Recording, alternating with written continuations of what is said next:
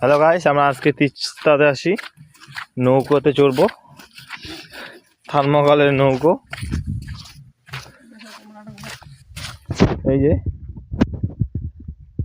আমাদের IPS officer half pant পরে আছে।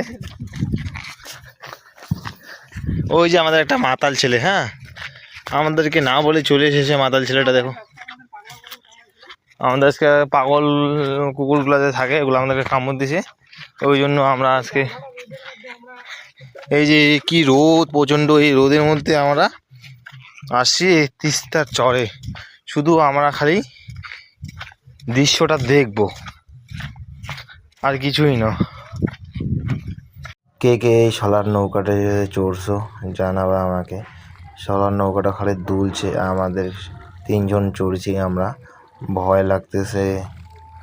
আর ওরা আমাকে দিছে চালাইতে, ওরা নিজেই ব্লগ বানাচ্ছে, আর আমি হচ্ছি মাঝি। কেমন হয়েছে ব্লগটা কমেন্ট করে জানাও।